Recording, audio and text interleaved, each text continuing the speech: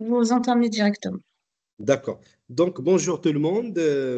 Ravi de vous avoir parmi nous pour discuter des questions, d'une question qui nous interpelle tous, une question plus que jamais d'actualité. C'est une question qui a trait aux tensions géopolitiques actuelles. Donc, l'objectif peut-être rapidement en guise d'introduction de ce webinaire étant de comprendre l'impact de ces tensions géopolitiques parce que le monde actuel n'a rien à voir avec celui que nous avons connu peut-être avant le Covid-19. Ça, nous le savons que trop. Donc, on aimerait savoir l'impact de ces tensions géopolitiques parce que cet impact est perceptible sur le terrain. On aimerait savoir l'impact de ces tensions géopolitiques actuelles qui renvoient à un monde marqué par l'instabilité et l'incertitude radicale. On aimerait savoir l'impact de tout ça, toutes ces mutations structurelles, j'ai envie de dire désordonnées, sur la démarche ou bien les trajectoires de développement des pays africains. Et donc, moi, mon intervention, donc il y a moi-même, il y a Madame Otondo Gonel, et on va essayer d'aborder, on va pas dire, on va pas aller en long et en large, mais l'idée, c'est d'abord esquisser quelques éléments de contexte, c'est-à-dire, voilà, contextualiser, savoir ce qui se passe, essayer de comprendre. Essayer de comprendre, ensuite analyser, peut-être éventuellement dans les webinaires après, dans le cadre de master de l'ECSK, essayer de trouver des éléments de réponse pratico-pratiques, techniques, c'est-à-dire comment s'adapter. Parce que toutes ces mutations nous invitent à une espèce de reprogrammation.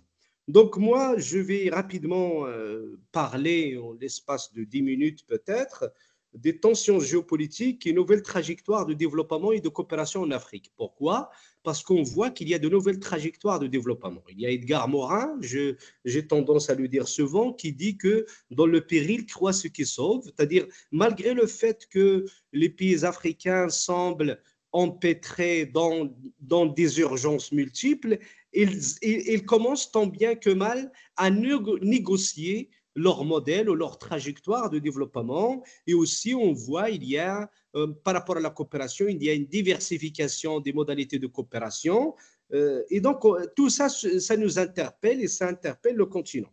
Donc, rapidement, avant de d'esquisser un peu le plan de mon intervention, j'ai envie de dire que, commencer par quelques éléments de contexte, des constats. Donc, d'abord, il est largement admis que nous vivons dans un monde marqué par, je viens de le dire, des mutations structurelles sur tous les plans. Donc, tout est chamboulé en fait, d'un point de vue économique, social, géopolitique, géostratégique. Donc, et la période actuelle est singulière et exige de nous, je viens de le dire, un réel travail de compréhension et d'adaptation des outils et des instruments et des approches.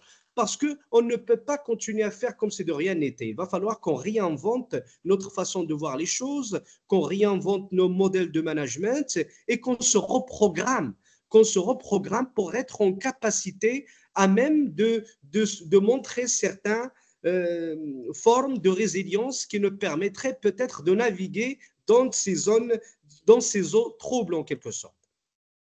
Et donc, rapidement, j'ai envie de dire que aussi par rapport au contexte actuel, il y a une espèce d'angoisse qui s'empare de tous les pays, de toutes les populations, et ainsi de suite. Et cette angoisse, que l'on soit en Afrique, que l'on soit en Europe, que l'on soit au continent américain, au continent asiatique, cette angoisse prend des formes un peu beaucoup plus radicales que l'on résume rapidement au populisme. Donc, pour nous, d'ores et déjà, on peut dire que le populisme s'apparente à une espèce d'esquive, c'est-à-dire plutôt que de se reprogrammer, plutôt que de trouver des éléments de réponse à ces crises structurelles qui nous intéressent tous, on préfère un peu s'adonner ou bien trouver des solutions peut-être rapides, conjoncturelles, que l'on matérialise rapidement par le populisme. Et donc, nous vivons pleinement dans une espèce d'économie, j'ai envie de dire, d'économie de guerre. Économie de guerre, il ne faut pas avoir peur de mots parce que au quotidien, nous assistons à une espèce d'économie de guerre par le biais de discours, par le biais des rivalités concernant les influences, par le biais de la compétition que se déploie entre les puissances et par le biais aussi de la confrontation entre les puissances. Et donc, en tout cas, il y a des tensions palpables, perceptibles. Et ces tensions renvoient, parce qu'on le voit de part et d'autre, renvoient à des modalités d'organisation et de gouvernance actuelles qui tient compte des impératifs que nous pensions comme étant révolus, des impératifs liés à la souveraineté, des impératifs liés à la préférence nationale, des impératifs liés à tout ce qui est stock stratégique. Donc, on parle de nouveau de tout ce qui est stock stratégique d'un point de vue alimentaire, de point de vue ressources stratégiques, énergétiques, de point de vue minerais stratégique. Donc, en tout cas, le contexte actuel est trouble. Donc, ces tendances lourdes, donc là, ce sont des tendances lourdes. Quand on fait de la prospective, on parle des signaux faibles et on parle des tendances lourdes. Et donc là, ce que je suis en train de décrire maintenant, ce sont des tendances lourdes. Mais ces tendances lourdes, vous l'auriez remarqué comme moi, ces tendances lourdes impactent les pays africains, bien évidemment. Et les impactent de plusieurs manières. Donc, on voit d'un point de vue économique, depuis le Covid-19, les pays africains continuent à payer à leur tribut à la pandémie de Covid-19. D'un point de vue économique, tout simplement parce que ce sont des pays qui avaient déjà, avant l'avènement de Covid-19, un espace budgétaire très étroit. Cet espace budgétaire a été violemment percuté par les conséquences économiques et sociales de Covid-19, parce que les États africains, à leur tour, il fallait qu'ils gèrent cette crise inédite. D'un point de vue social, nous voyons jusqu'à maintenant les pays africains, étant donné la conjugaison des crises. Excusez-moi si je vais vite, mais lors de la discussion, on peut y revenir en détail. Les pays africains vivent pas que les pays africains, même les pays européens, les pays occidentaux, les pays asiatiques, mais l'impact est beaucoup plus déterminant parce que ce qui nous intéresse ici, c'est l'Afrique. L'impact est beaucoup plus déterminant sur les pays africains. Et donc, ce sont des crises qui se conjuguent. Et ce faisant, ce sont des crises qui deviennent complexes. Donc, les pays africains font face à plusieurs crises à la fois. C'est ce qui rend la situation actuelle singulière, particulière et ainsi de suite. Après les pays africains, donc après, il y a des crises politiques, nous voyons. Et la particularité de la période actuelle, je reviendrai d'un mot, c'est que les crises politiques, où il y a les conflits politiques, deviennent durables. Et ça, c'est nouveau aussi.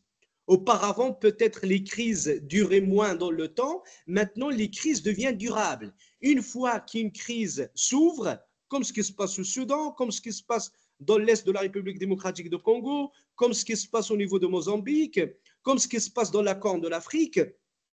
Une fois qu'une crise commence, donc il devient durable, il s'installe dans le long terme. C'est-à-dire on n'a pas les capacités, on n'a pas géopolitique, on n'a pas les capacités en termes de gestion de crise qui nous permettent de stopper ou de faire prévaloir la paix plutôt que la guerre en quelque sorte. Et donc, après, nous avons les pays africains payent à leur tribut à ces tensions géopolitiques actuelles. Les tensions géopolitiques, ils ont commencé lors de Covid-19. Le Covid-19 fait un accélérateur à certaines tendances lourdes. Pardon. Après, nous avons les tensions géopolitiques ouvertes par la guerre entre la Russie et l'Ukraine. Ces tensions géopolitiques, ils ont rejailli négativement sur les pays africains au niveau des chaînes d'approvisionnement qui se sont resserrées, au niveau des chaînes de valeur mondiale qui se sont contractées, qui sont en train de se resserrer. Et donc, on a l'impression qu'il y a une espèce de contraction de la mondialisation. Et il faut prendre le mot tel qu'il est. Il y a une contraction de la mondialisation. D'autres économistes parlent de la compression de la mondialisation en quelque sorte. En tout cas, la mondialisation telle que nous l'avons connue avant le Covid-19 s'en est finie en quelque sorte. Nous entrons peut-être dans une nouvelle mondialisation et dans une nouvelle phase pour l'instant, parce que la phase de transition est trouble par essence, il y a une phase un peu de transition qui est vraiment volatile. En même temps, j'ai envie de vous dire que la diplomatie, dans ce contexte actuel que je suis en train de décrire, la diplomatie s'inscrit désormais dans le très court terme. La diplomatie, à son tour, devient lunatique. Avant, il y avait une diplomatie conventionnelle, il y avait des relations bilatérales stables. Tout ça, c'est affecté en quelque sorte. Et nous savons, derrière la diplomatie, il y a l'aide publique au développement, il y a les modalités de partenariat entre l'Afrique et le reste du monde. Tous ces moteurs qui ont permis aux pays africains de se développer ou d'amorcer leur dynamique de développement sont grippés en quelque sorte. Et donc, en même temps, nous assistons, nous avons vu lors de l'arrivée de Trump, il y a une contraction de l'aide publique au développement, voire même une annulation de l'aide publique au développement octroyée à certains pays africains. Et nous savons que dans le budget de certains pays africains, l'aide publique au développement représente 10% du PIB. C'est pour dire un peu l'impact aussi de cette nouvelle transformation, j'ai envie de dire géopolitique, sur les économies des pays africains. Et donc, au regard de ce qui précède, est-ce que ça va? Je ne sais pas, c'est clair? C'est bon? Je peux continuer? D'accord. Donc, au regard de ce qui précède, je vais essayer d'aller vite, et étant donné les potentialités importantes des pays africains, des potentialités démographiques, vous les connaissez, l'Afrique représenterait 25% de la population mondiale en 2025, 2,5 milliards d'habitants. Il y a les potentialités énergétiques. Nous savons que l'Afrique, ce n'est pas une remise au goût du jour. L'Afrique redevient au centre des rivalités géopolitiques et géoéconomiques mondiales au regard de son potentiel énergétique par rapport aux énergies classiques, on va dire sources d'énergie classiques, pétrole, gaz, et maintenant nous parlons des minerais stratégiques qui sont appelés à jouer un rôle moteur dans cette course à l'intelligence artificielle ou la transformation numérique, et ainsi de suite. Donc les pays africains ont un potentiel important en termes de minerais stratégiques. Et ensuite, il y a les terres arables. Donc, mon exposé rapidement se lève 3 points. Et rassurez-vous, je ne vais pas les reprendre un. Le premier point, c'est ces points s'apparentent à des questionnements. Le premier point, où va l'Afrique?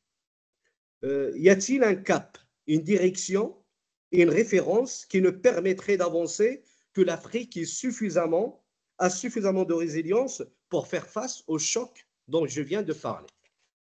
Deuxième question, où vont les institutions d'intégration africaines?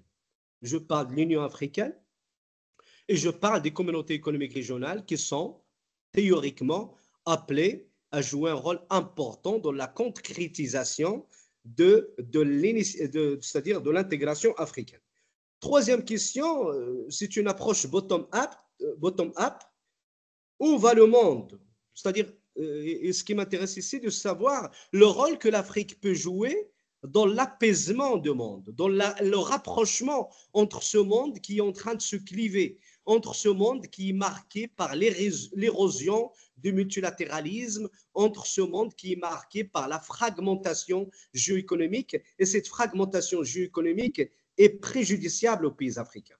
Et notre hypothèse ici, l'hypothèse sur laquelle nous travaillons depuis un bon moment, consiste à dire que pour les pays africains, ils n'ont pas à choisir entre un monde ou l'autre, parce qu'il y a un clivage, ils n'ont pas à choisir entre le sud global ou le nord global. Les pays africains, ils ont à cultiver d'abord une espèce de neutralité, et une espèce de neutralité constructive pour rapprocher les mondes. Parce qu'on n'a pas besoin que les mondes, c'est-à-dire les pays, les puissances, se distancier davantage les unes avec les autres. On a besoin d'une réhabilitation du multilatéralisme parce que c'est dans la réhabilitation de la multilatéralisme que réside la clé peut-être de voûte à la création des ressources stabilisatrices pour toute l'humanité, pas seulement pour l'Afrique. Donc, où va l'Afrique? Donc, rapidement, suite aux observations empiriques, nous avons fait beaucoup de voyages en Afrique, nous observons ce qui se passe actuellement et ainsi de suite. Suite aux observations empiriques, on peut dire que l'Afrique est dans une position contrastée. À la fois, aussi paradoxal que cela puisse paraître, l'Afrique suscite à la fois de l'espoir et des inquiétudes. L'espoir, au regard de ce que je viens de vous dire, au regard de la dynamique démographique, économique, en plus des ressources importantes dont recèlent les pays africains. Mais les dynamiques, au regard aussi de dynamiques de développement amorcées depuis 2000. Depuis 2000, l'Afrique était entrée dans une phase de développement. dans un nouvel âge de la mondialisation où les pays africains essayaient tant bien que mal de tirer profit de la mondialisation qui prévalait à l'époque en s'insérant, mettant en place des stratégies d'industrialisation basées sur l'insertion dans les chaînes de valeur. Ce monde-là, il est en train de s'effriter en quelque sorte. Derrière, donc, des inquiétudes à partir du moment où cette trajectoire de développement des pays africains semble gripper en quelque sorte, semble achoper, semble traverser plusieurs obstacles. Et je viens de vous parler de quelques obstacles, la contraction de la mondialisation et partant la contraction de la demande mondiale adressée à l'Afrique, en même temps la contraction de l'aide publique au développement envoyée, octroyée aux pays africains, et en même temps le resserrement des chaînes de valeur et le resserrement des chaînes d'approvisionnement. Donc tous ces éléments-là, pris ensemble, impactent les trajectoires de développement qui prévalaient en Afrique auparavant. Donc ces dynamiques sont contrariées par la récurrence des crises. Donc il y avait d'abord la crise de 2008, la crise financière, la crise de 2014, crise de 2019, crise de 2023 qui est géopolitique. Et donc, il y a une rétroaction des crises. Et qu'est-ce que nous avons actuellement? Je vais vite. Nous avons une crise de la dette. Donc déjà, il y a des problèmes liés à la fragilité institutionnelle. Je me permets de vous dire au passage qu'à chaque fois qu'il y a une crise économique, quand on n'a pas suffisamment de résilience, cette crise finit par avoir des ramifications. Et donc, du coup, il commence à avoir un impact à faire remonter certaines fragilités. Des fragilités institutionnelles, des fragilités économiques, des fragilités sociales. Et donc, ça complexifie les crises que traversent certains pays africains. Donc, il ne faut pas s'étonner que certaines crises deviennent durables. Ils s'inscrivent dans le long terme, alors que la crise, par définition, elle est de court terme. Donc, la crise de la contraction de la mondialisation, j'en ai parlé. Nous avons affaire à une mondialisation qui n'est pas régulée, qui n'est régulée ni par les États, ni par le marché. Donc ça, c'est une situation aussi de crise inédite, parce qu'auparavant, on parlait de néolibéralisme, donc une régulation par le marché. Après, on a parlé dans le contexte des accords de Bretton Woods d'une régulation par les États via la création d'un ensemble d'institutions. Toutes ces institutions, tout en continuant à fonctionner, elles semblent traverser une crise. Est-ce que c'est une crise de légitimité? Mais en tout cas, étant donné ce clivage, cette fragmentation géoéconomique dont je parlais à l'instant, on a l'impression qu'il y a un affaiblissement de la coopération internationale. Donc après, rapidement pour ne pas... Donc par conséquent, les pays africains commencent à cultiver des stratégies de neutralité, ça j'en ai parlé. Ils essayent un petit peu d'être, pour préserver leurs acquis en matière de développement, pour préserver leur stabilité politique, certains pays africains commencent à cultiver des stratégies de multi-alignement en quelque sorte. Est-ce que le contexte actuel et l'exacerbation de la concurrence et des rivalités entre puissances va permettre aux pays africains de continuer à cultiver cette stratégie que l'on peut dire développementiste qui consiste à jouer sur le multi-alignement et donc tirer profit des expériences des unes et des autres, des sources de financement des unes et des autres pour amorcer des dynamiques de développement. Donc, après un peu, je m'interroge sur le deuxième point par rapport c'est-à-dire aux institutions d'intégration africaine, au premier ordre desquelles donc il y a bien évidemment il y a l'Union africaine. L'Union africaine normalement il a fait son chemin, en matière d'intégration. L'Union africaine via l'agenda 2063 de l'Union africaine incarne le projet de développement de continent, ou le modèle de développement de continent, parce que l'agenda 2063 est décliné en plusieurs aspirations, et ces aspirations, ils sont à leur tour mises en place dans le cadre des projets, des plans décennaux en quelque sorte. Donc maintenant, mais l'Union africaine, étant donné son rôle, normalement en principe, c'est de renforcer deux rôles en principe.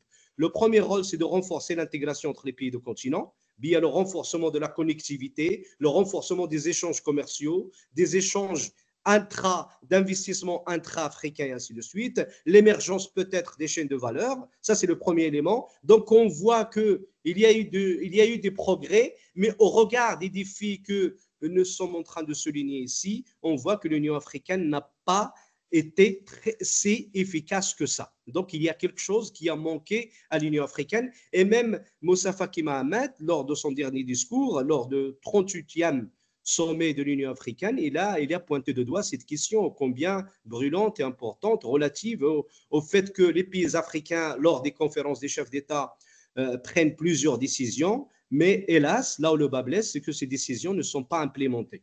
Donc, l'Union africaine souffre d'un problème d'efficacité. Et donc, il nous faut des ressources humaines, il nous faut une ingénierie au sein de l'Union africaine pour rendre ces dernières beaucoup plus efficaces. Deuxième élément, c'est par rapport à la réforme.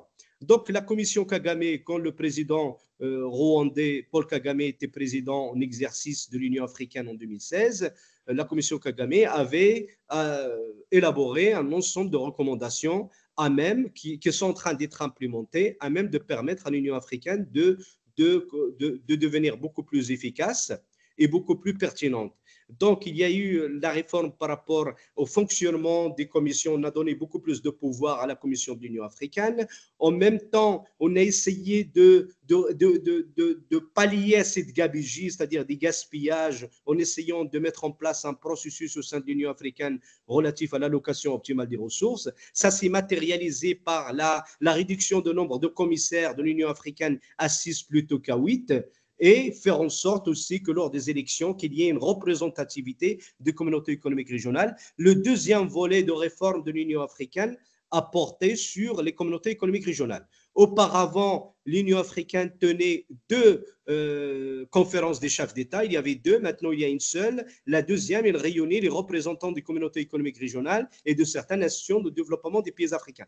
Qu'est-ce que je veux dire par là? Je veux dire par là, pour que ce projet de développement de l'Union africaine puisse être implémenté, puisse fonctionner, ça nécessite le concours des communautés économiques régionales. Et on voit que beaucoup de communautés économiques régionales africaines en ce moment, malgré toutes les avancées qu'ils ont réalisées, parce qu'il ne faut pas être aussi pessimiste que cela, ces communautés économiques régionales, elles semblent souffrir d'un ensemble de problèmes liés à toutes ces crises dont je viens de parler.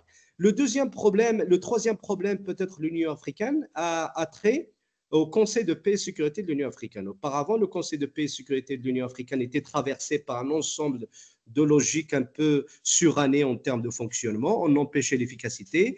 Depuis la réforme de la Commission Kagame, depuis les années 2016, depuis 2016 plutôt, on voit que le Conseil de paix et sécurité de l'Union africaine commence à gagner en termes de visibilité par rapport à ce qu'il fait, par rapport à son rôle, par rapport au mécanisme de financement et par rapport aussi à la place qu'il occupe dans la résolution des crises. Jusqu'à maintenant, vous allez me dire que le Conseil de paix et sécurité de l'Union africaine n'arrive pas à résoudre beaucoup de crises, mais en tout cas, il y a des tentatives et on voit que à présent, les communautés économiques régionales africaines deviennent de plus en plus présentes pour résoudre certains problèmes qui naissent au niveau régional. On peut parler de l'Est de la République démocratique du Congo. Donc, on voit que la SADC a envoyé des troupes militaires, des forces militaires pour essayer de faire observer le cessez-le-feu et ainsi de suite. On voit quand même que l'UAC, la Communauté de développement des pays d'Afrique de l'Est, a à son tour essaye de faire des médiations.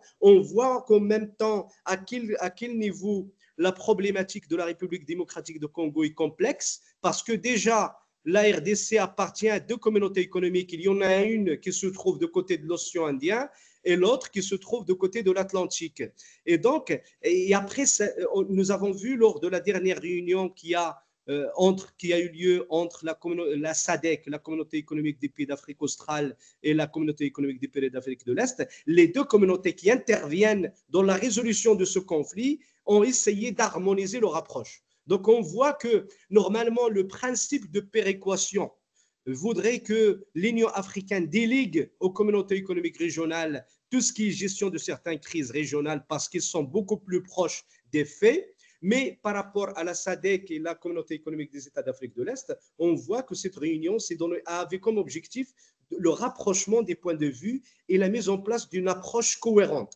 parce que ce qui empêche aussi la résolution des crises en Afrique, c'est cet emboîtement d'abord des échelles et cette pluralité d'acteurs. Parce que c'est quoi le problème devient récurrent quand il y a certaines crises qui ne sont pas domestiquées au niveau interne, qui ne trouvent pas des éléments de réponse au niveau interne, et donc ils s'internationalisent. Et parfois, l'internationalisation des crises fait en sorte que le nombre de médiateurs devient de plus en plus important.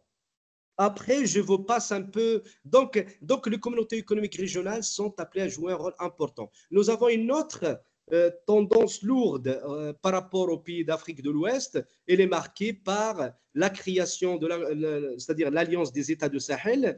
Il y en a beaucoup qui analysent la création de l'Alliance des États de Sahel comme étant par opposition à la communauté économique régionale. Mais quand on voit ce qui se passe en Afrique de l'Ouest, quand on voit tous les défis auxquels les pays d'Afrique de l'Ouest sont appelés à faire face, on comprend que peut-être parfois quand on voit les pays de Sahel, un pays, étant donné l'étendue géographique, on arrive à l'idée qu'un pays africain, un pays de Sahel à lui seul ne peut pas arriver à bout de la problématique sécuritaire. Il faut une mutualisation des efforts et donc peut-être les pays qui ont créé l'Alliance des États de Sahel, ils ont ça à l'esprit. C'est-à-dire créer une espèce de mutualisation des efforts de matériel, de renseignement pour pouvoir développer une approche de sécurisation de l'espace qui serait beaucoup plus importante et impactante.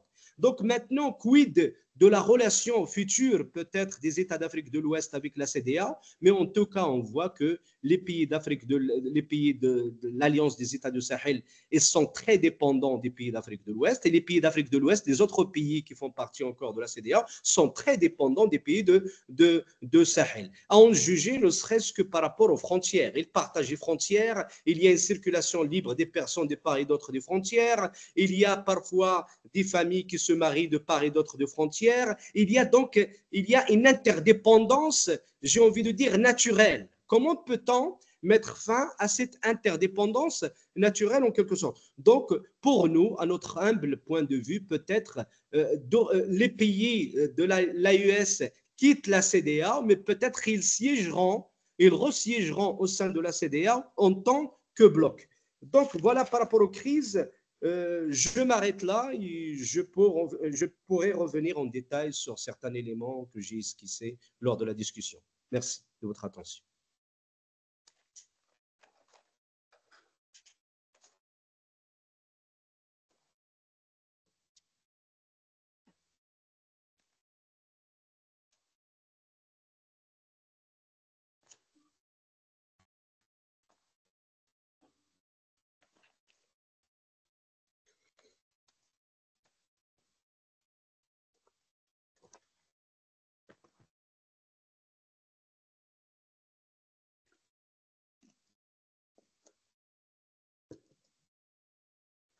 Oui, donc je crois que je dois en même temps modérer.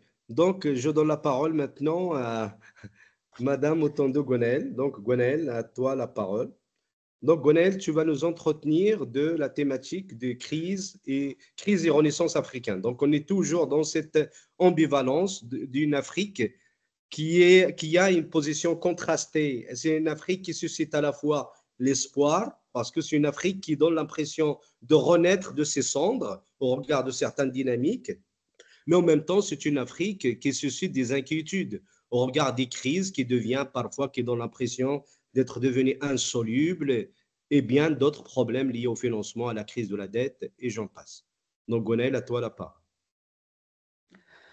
Merci Mohamed et merci tout le monde. Merci aux organisateurs justement de me donner l'occasion de m'exprimer sur une thématique aussi importante et stratégique pour le continent.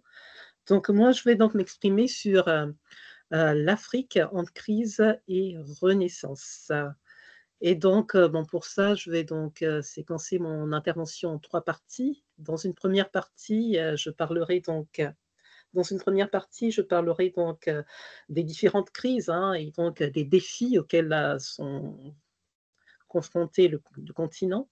Dans une seconde partie, je parlerai donc aussi des bouleversements actuels, notamment par rapport à la coopération internationale et avec l'arrivée l'administration Trump et donc ses conséquences sur le continent. Et enfin, dans une troisième partie, je montrerai comment l'Afrique peut renaître un peu de toutes ces crises et de toutes ces urgences à travers des initiatives, notamment telles que l'intégration continentale avec la ZLECAf, ou aussi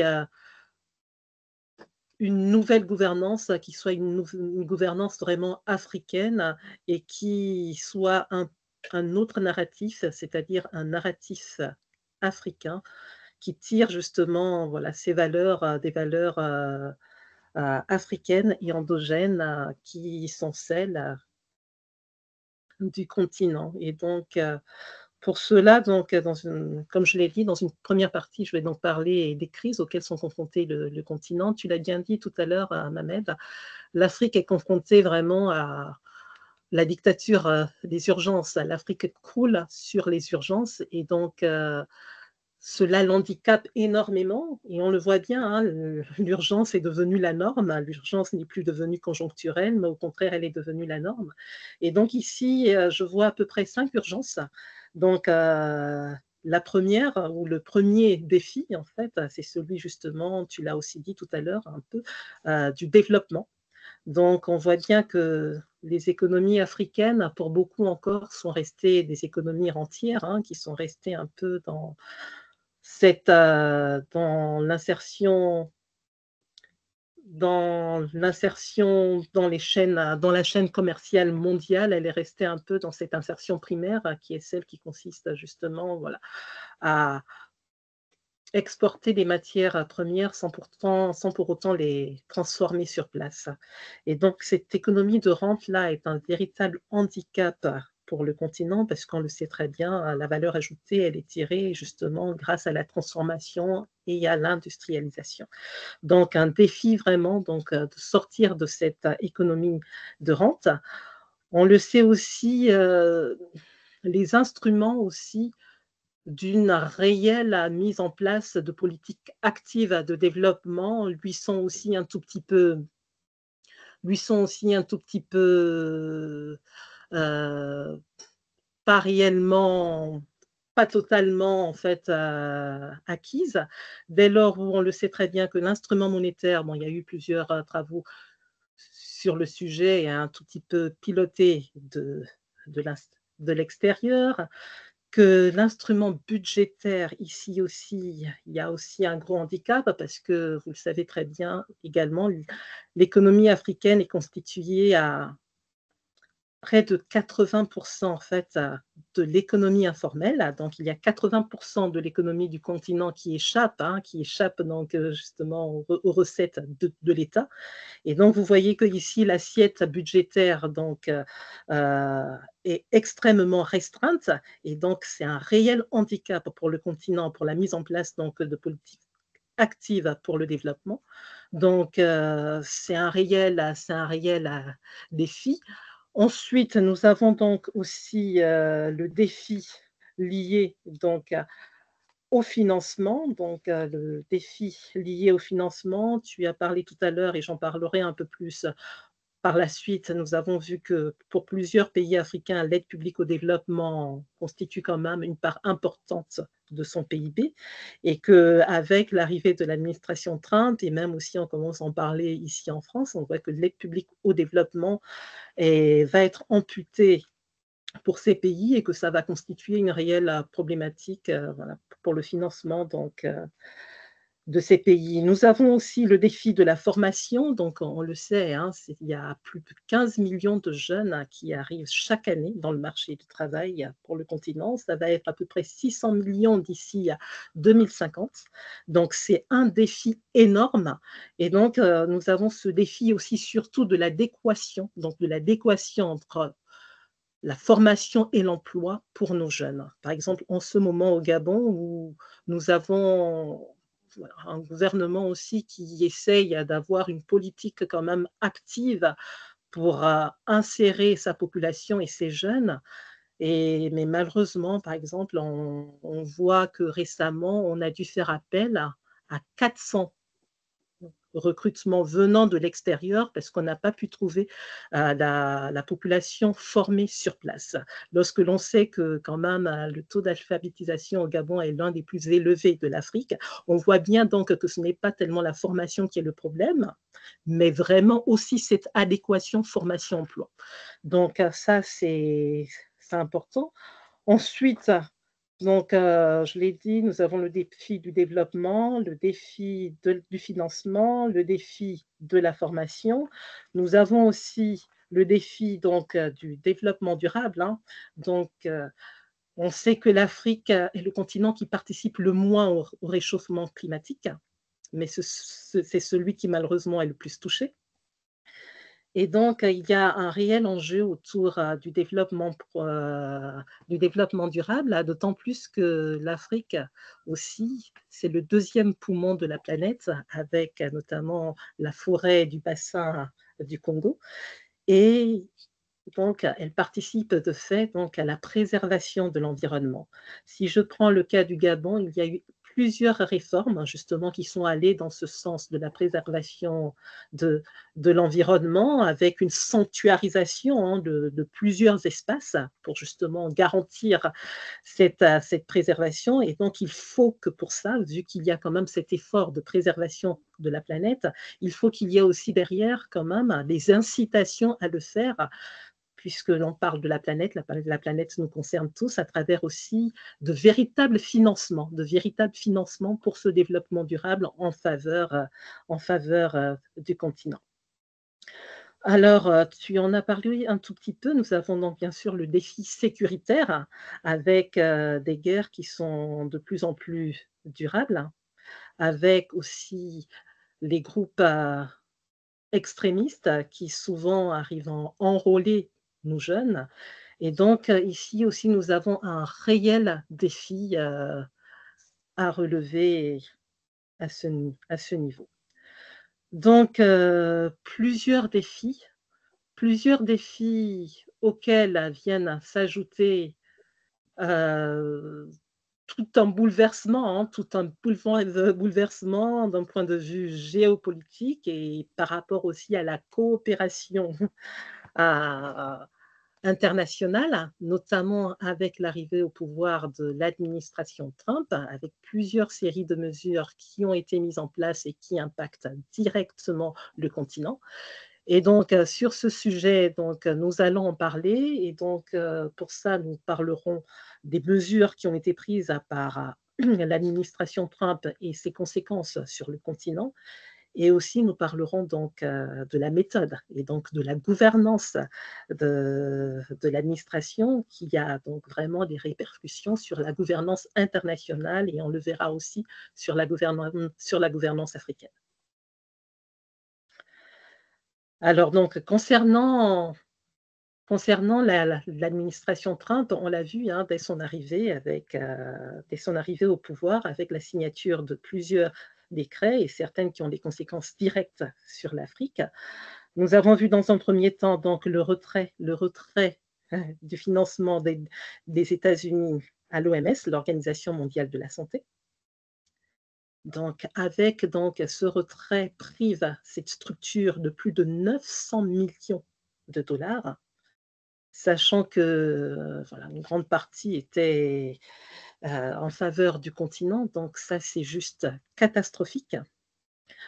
Ensuite, nous avons aussi la suppression, en tout cas pour l'instant, de l'USAID, c'est-à-dire l'aide publique américaine, l'aide publique au développement américaine, qui, là, voilà, en faveur du continent, était quand même de plus de 17 milliards. Donc, nous avons une aide publique au développement américaine en faveur de l'Afrique qui était de plus de 17 milliards et dont une grosse partie aussi permettait à financer des programmes de lutte contre certaines maladies. On le voit par exemple dans le cas de l'Afrique du Sud, où l'Afrique du Sud était quand même un grand bénéficiaire de cette aide.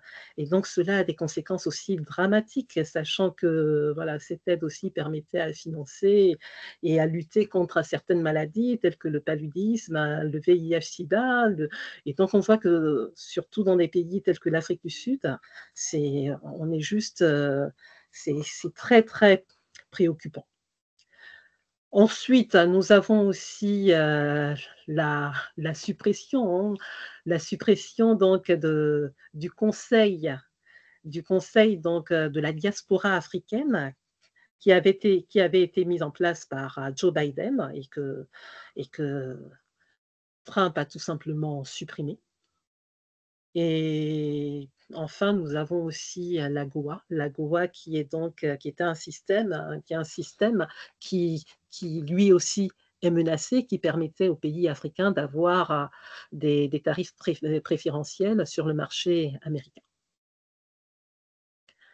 Donc vous voyez toute une série de mesures qui voilà, risquent encore de venir aggraver et se rajouter aux crises que connaissent déjà le continent et qui vont déjà être là très rapidement, avoir des conséquences palpables donc pour l'Afrique. Et donc on voit bien que ici, donc toutes ces décisions interrogent et on se dit, voilà, donc apparemment, l'Afrique n'est plus ou n'est pas, parce qu'on le voit bien dans le premier mandat de Donald Trump, il n'était pas si intéressé que ça par le continent. Donc on se dit, voilà, de nouveau, l'Afrique n'est pas du tout dans les radars des États-Unis et qu'il n'intéresse pas du tout. Mais au final, lorsque on creuse, on se rend compte que ben, pas du tout, parce qu'au contraire, l'Afrique sera au cœur aussi un tout petit peu des enjeux aussi de la stratégie américaine. Donc l'Afrique va être au cœur des enjeux de la stratégie américaine, mais c'est juste que déjà, vous le voyez bien que toutes ces décisions interrogent, et notamment la méthode aussi interroge. Donc surtout cette méthode où on le voit, vient vraiment bouleverser les relations un peu internationales, parce que nous sommes dans une méthode qui bouleverse vraiment les alliances et qui met totalement à mal le multilatéralisme qui caractérisait un peu les relations internationales. Et là, on voit bien qu'on est dans une relation vraiment de bilatéralisme. Et donc là, on l'a bien vu avec maintenant le tandem Trump-Poutine. On voit bien que, voilà, maintenant, le cœur des relations internationales, c'est vraiment ce bilatéralisme et même une certaine un peu une certaine personnification vraiment des relations. Dans la méthode Trump, on le voit bien, donc on a plutôt un réel, on est vraiment dans une économie transactionnelle, où on est vraiment dans le deal et dans la transaction avec notre interlocuteur. Et on le voit bien que Trump a une appétence vraiment pour les hommes forts. Il y a Barack Obama qui disait que l'Afrique n'a pas besoin d'hommes forts, mais d'institutions fortes. On voit bien qu'on rentre dans dans une nouvelle ère, si je puis dire, parce que maintenant, vont vraiment compter, je pense, voilà, et c'est cette vision de Trump vont vraiment compter des hommes forts. Et moi qui suis vraiment pour l'économie institutionnelle, moi je dirais vraiment que plus que jamais, l'Afrique a besoin d'institutions fortes et d'hommes forts pour justement voilà, participer au développement du continent. Donc on le voit bien, donc ce tandem avec, on voit bien les personnalités un peu qui se ressemblent, Trump-Poutine, on voit bien que derrière ce deal, cette relation se cache aussi autre chose. Donc il faut savoir que par la suite, derrière le deal de Trump et de Poutine, on aura un retrait de plus en plus de la Russie en Afrique en faveur d'une présence de plus en plus importante des États-Unis en Afrique. Et on le voit déjà, parce qu'il faut savoir que la première force, la première puissance qui est la plus présente actuellement en Afrique, ce sont les États-Unis, avec plus de 7 000 hommes sur place.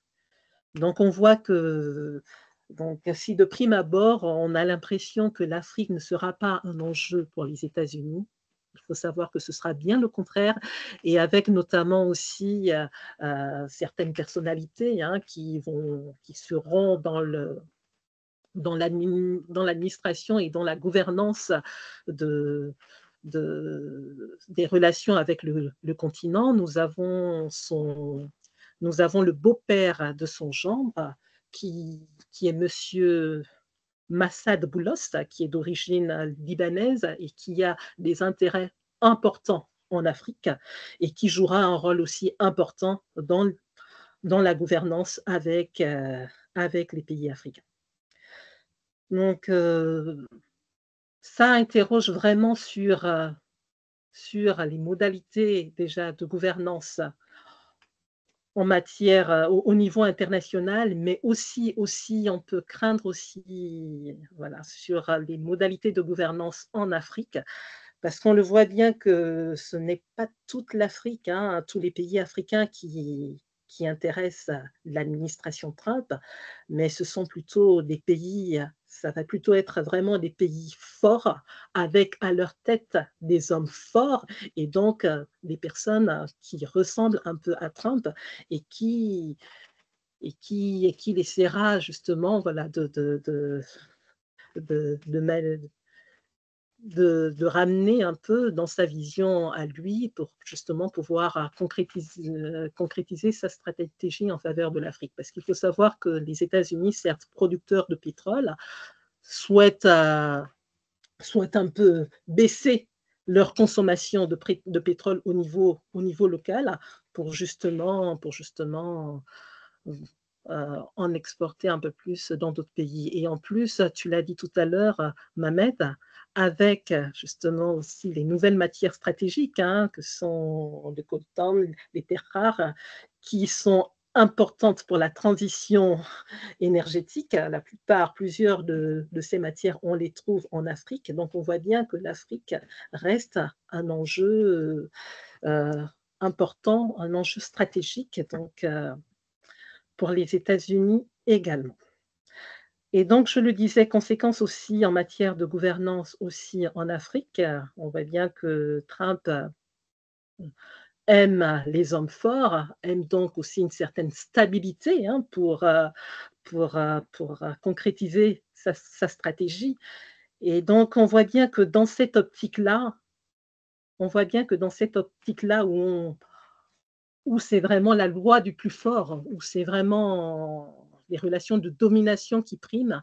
Malheureusement, on a bien peur que cela se fasse au détriment donc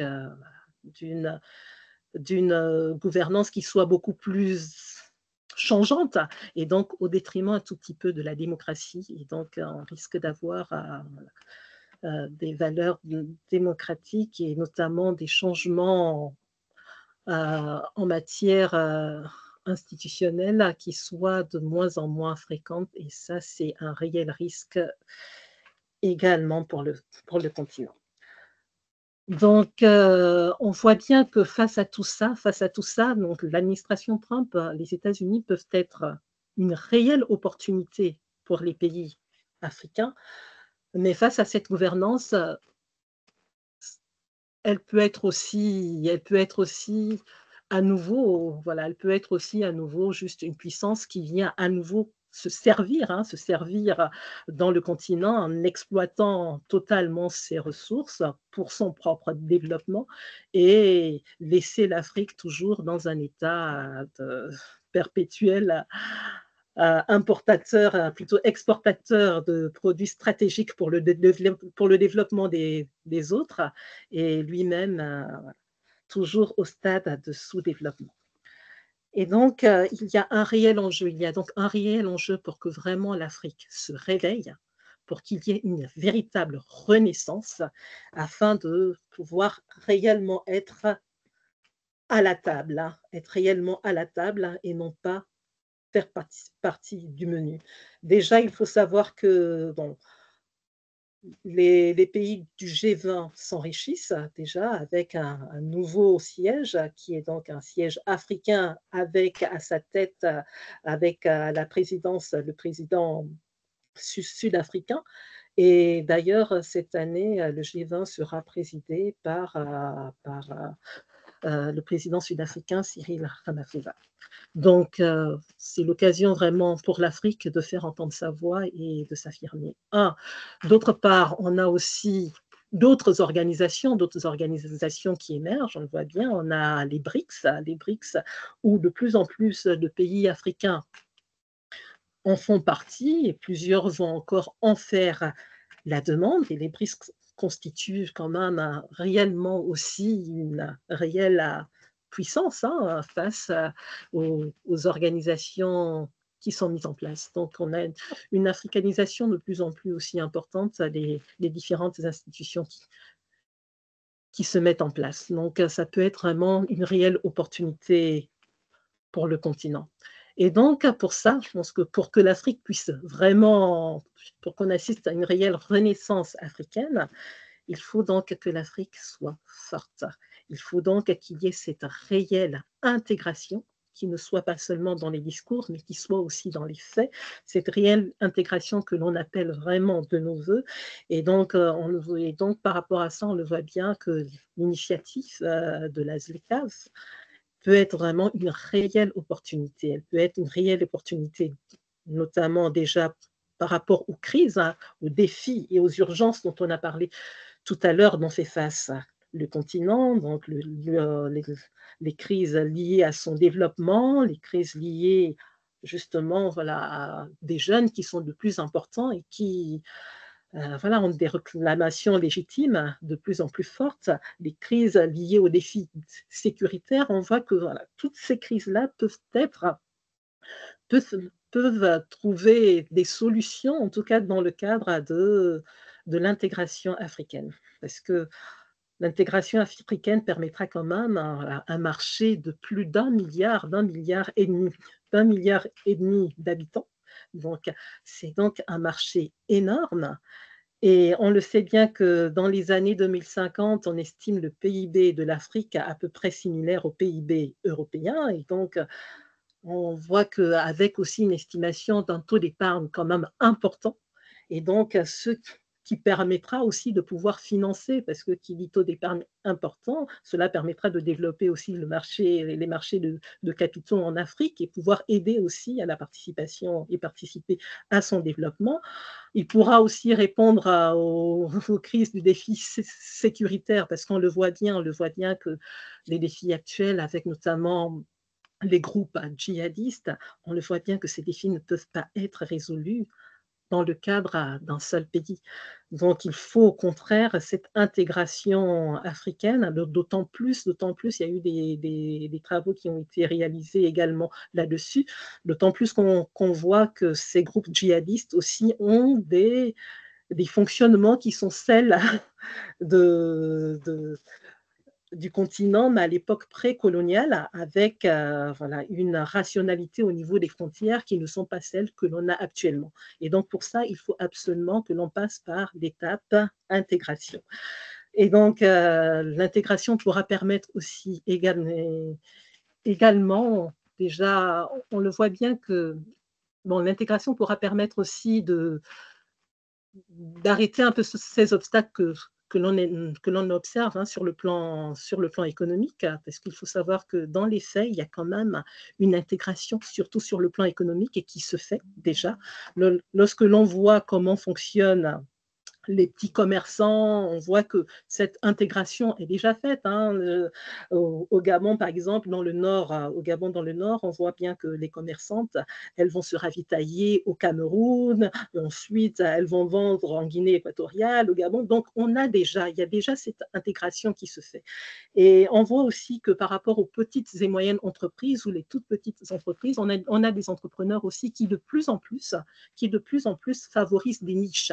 On n'a plus des entrepreneurs qui investissent en Afrique et qui cherchent à se diversifier et donc avoir des conglomérats et à avoir une entité de plus en plus grande au sein d'un pays, mais au contraire, on a des entrepreneurs qui cherchent la spécialisation, la niche, et qui veulent par contre se diversifier dans d'autres pays. Donc, on voit bien aussi donc, par rapport à cela, il y a une intégration qui est déjà là et qui se fait. Donc, c'est vraiment important. Et dans le cadre aussi de cette intégration, on a vraiment une gouvernance qui doit être faite, notamment qui favorise aussi une solidarité, parce que pour que la zone soit réellement efficace et efficiente, il faut vraiment cette solidarité des pays qui sont émergents, hein, envers les pays les plus pauvres, hein, parce que sinon ces derniers seront lésés et il n'y aura pas vraiment cette efficacité de l'intégration. Il faut aussi, bien sûr,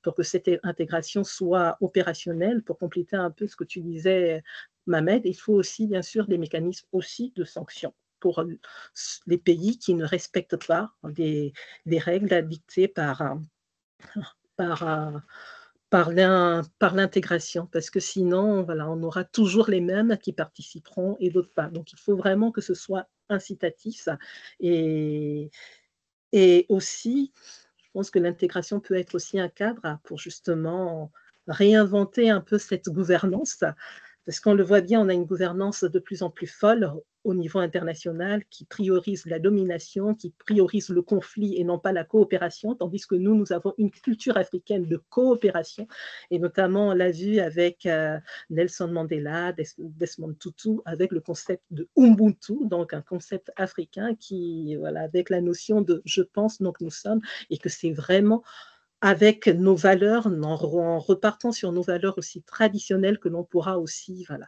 réécrire notre narratif et montrer que aussi il y a une autre voie qui est possible. Je crois que merci Merci bien. beaucoup. Merci beaucoup, Gwenaël, pour ce brillant exposé. C'était très bien. Tu as soulevé beaucoup de points très intéressants liés aux crises, ces enchevêtrements entre les crises, et surtout, tu es revenu en détail sur la nouvelle politique africaine des États-Unis et son impact sur l'économie, les dynamiques de développement des pays du continent. Tu as souligné aussi l'importance d'investir dans la gouvernance et l'importance aussi d'avoir, dans ce contexte combien trouble, l'importance d'avoir à la fois des hommes forts et des institutions fortes à la tête des pays africains. Et tu as aussi insisté sur l'intégration africaine, j'ai envie de dire, comme ressource stabilisatrice. Donc, on comprend à la lueur des éléments développés dans le cadre de ce webinaire que le contexte actuel nous impose d'abord de comprendre, comprendre pour s'informer. S'informer, on puisse se former, on puisse se former et peut-être développer des mécanismes de résilience et ainsi de suite. En même temps, qu'en voyant les crises que traversent les pays africains en ce moment, quand on voit un peu, il faut le dire, quand on voit le relâchement de la coopération internationale, on voit la crise que traverse la mondialisation, et comment toutes ces mutations ô combien importantes impactent les dynamiques de développement des pays africains, nous avons le droit, on est en droit de poser la question relative à l'importance de la création des ressources stabilisatrices. Et moi, à titre personnel, ça fait des années que je travaille sur le paradigme de la coopération afro-africaine comme une ressource stabilisatrice à même de permettre aux pays africains de continuer à naviguer dans des eaux troubles, dans des zones de traverser des zones de turbulence. Derrière la coopération afro-africaine, on n'a pas le droit, on n'a pas le temps d'y revenir. Il y a un autre paradigme qui se niche, qui est en train de se dégager, c'est celui de l'économie de la mutualisation. C'est-à-dire, on met en place des projets, on met en place des infrastructures et on fait en sorte que les pays africains puissent tirer profit de ces infrastructures. Donc, on est dans une économie de mutualisation des infrastructures. J'ai parlé tout à l'heure de l'AES. Pourquoi pas envisager une autre économie de mutualisation par rapport à une approche sécuritaire pour venir à bout de certaines problématiques sécuritaires qui empêchent les pays africains d'aller de l'avant. Et donc, en même temps, derrière, dans cette économie de mutualisation, et là, on interpelle les cursus universitaires et les formations qui doivent un peu naître peut-être de ces débats et de ce contexte trouble que nous sommes en train de décortiquer. Il faut aussi investir massivement dans l'ingénierie de la résilience. Donc, il y a d'abord l'investissement dans l'économie de la mutualisation. L'économie de la mutualisation, ce sont des projets que les pays africains mettent en commun. Ce sont des projets mis en place par les pays africains auxquels les puissances d'obédience différentes peuvent prendre part par le biais de financement, par le biais de leur rapport technique. Donc, il faut une femme mindset. Il faut une espèce de reprogrammation pour mettre en place l'ingénierie de résilience. Donc, il faut des projets. Comment peut-on manager des projets qui associent un ensemble de pays? En vous parlant de ça, j'ai à l'esprit l'initiative des pays africains riverains de l'Atlantique, par exemple. Ce sont des pays qui ont décidé de gérer ensemble, de faire ensemble, via un mécanisme d'intelligence collective, gérer ensemble, relever ensemble certains défis et de mettre des projets collectifs par rapport à la transformation des ressources, par rapport au transport de l'énergie, par rapport à la création ou la génération d'électricité, ou par rapport à la création de ce qu'on peut appeler des chaînes de valeur, sans pour autant parler de la valorisation de tout ce qui est aspect souligné par Gonel tout à l'heure, lié à l'économie bleue, lié à la protection de la biodiversité, et ainsi de suite. Donc ça, c'est d'une part. D'autre part, Gonel, en revenant sur la nouvelle stratégie américaine, ça nous interpelle en quelque sorte. Ça nous interpelle parce que il faut lire en profondeur cette stratégie. C'est une tactique en quelque sorte. Donc, c'est un élément qui est analysé par le biais de l'intelligence économique, par le biais de certains outils des relations internationales, certains outils de la géopolitique, la géoéconomie, en quelque sorte. En tout cas, les États-Unis d'Amérique, ils tentent d'influencer certains pays africains. Reste à savoir pourquoi on cherche à influencer certains pays africains. Mais l'objectif, comme Gwenaël l'a dit, peut-être, ce n'est pas d'annuler l'aide publique au développement parce que les Américains, ils savent que ça va les vulnérabiliser. Mais c'est un moyen, pas de chantage, c'est un moyen d'influence. Donc, en tout cas, il faut étudier. Et surtout, comment se fait-il que les Américains, en procédant ainsi, n'ont pas peur que leur place leur soit je ne sais pas, rivalisé par d'autres puissances, à l'instar de la Chine. Mais en même temps, donc tout ça nous permet de dire qu'il y a un retour, mais d'une manière déguisée et sous une autre forme des conditionnalités en quelque sorte. Et là, on essaye d'influencer. C'est-à-dire, c'est une espèce de hard power, ou bien, je ne sais pas, de harsh power, mais c'est un mécanisme d'influence pour pousser certains pays africains peut-être aller dans un sens plutôt que dans l'autre, en quelque sorte. Donc, c'est aux pays africains, en étant ensemble, en valorisant davantage ce que nous appelons l'économie de mutualisation en tant que ressource stabilisatrice, de continuer à cultiver cette neutralité.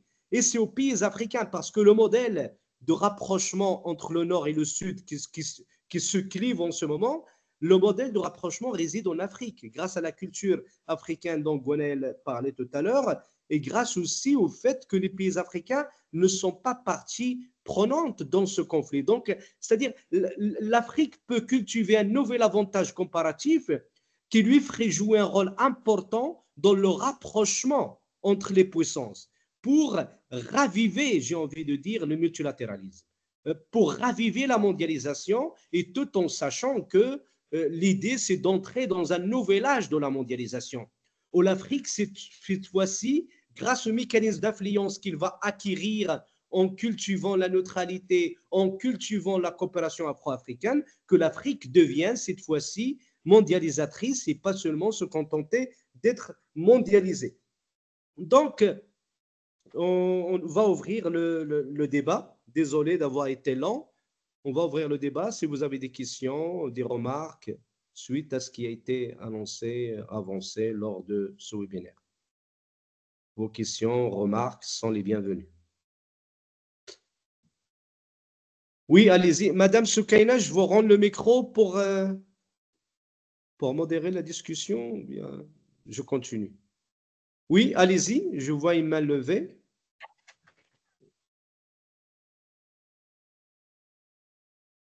Si on peut activer le micro de la personne qui veut parler.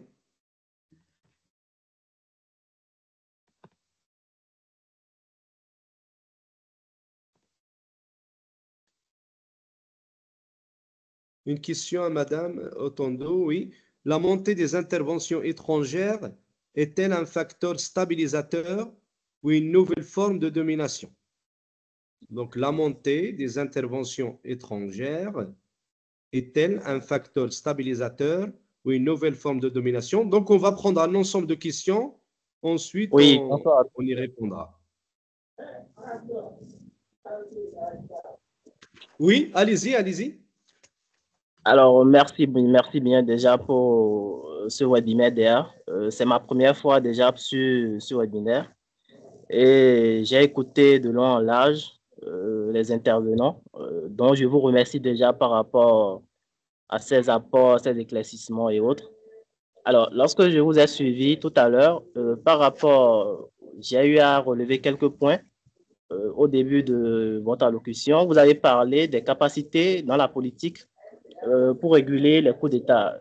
Moi, je ne dirais pas que c'est plutôt des capacités, mais plutôt, je dirais plutôt que c'est un manque de volonté, en fait, de la part des pays africains pour aller carrément dans le développement.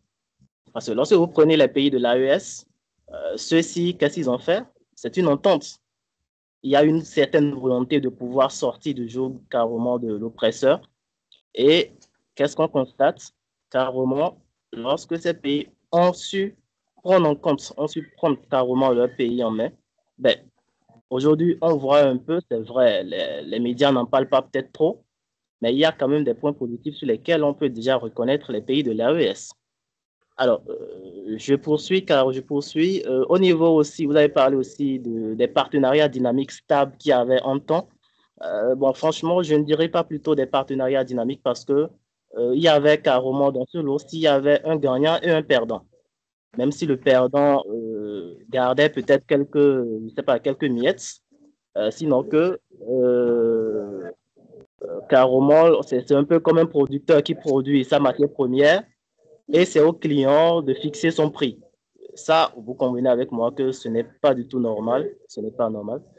Alors, je poursuis encore au niveau des institutions. Vous avez parlé des institutions africaines qui n'ont pas.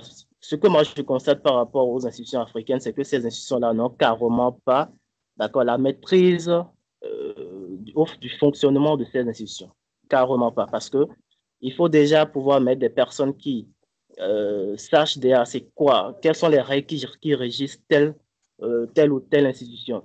Alors, si une institution doit être, je ne sais pas, financée par une autre institution, c'est-à-dire l'UE, hein, carrément, l'UE, les Américains et tout ça, là, alors c'est un problème, c'est un problème. Je ne sais pas D'accord, si d'accord, vous... merci beaucoup. C'est juste pour Alors, donner l'occasion aux autres, parce que bientôt le oui, webinaire va... Ouais, j'ai une petite question, une question alors. allez-y, Alors, allez-y. oui, voilà. Est-ce que on ne pourrait pas, peut-être, l'Afrique ne pourrait pas avoir sa propre monnaie? Parce que je le dis, il n'y a pas de développement économique d'un pays sans développement monétaire. Ce n'est pas possible. Il va falloir que l'Afrique ait sa propre monnaie. Vous m'excusez peut-être pour le temps que j'ai pris. D'accord, Merci à allez, vous. allez-y, allez-y. D'autres questions? Alors, ma deuxième question est celle-ci.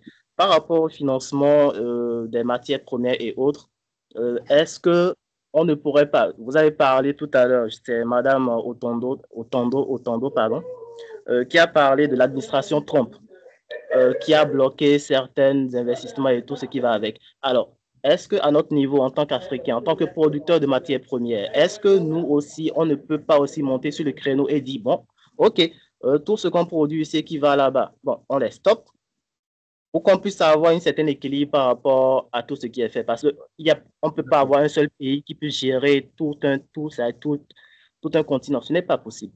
Alors, merci, je peux revenir. Merci, merci, merci. Allez-y, les autres, s'ils veulent poser des questions.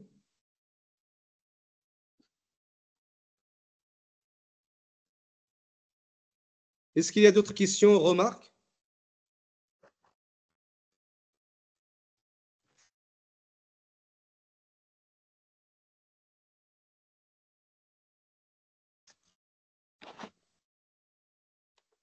Je ne sais pas, avant de donner la parole à Gwenaël, j'aimerais juste réagir à certains propos.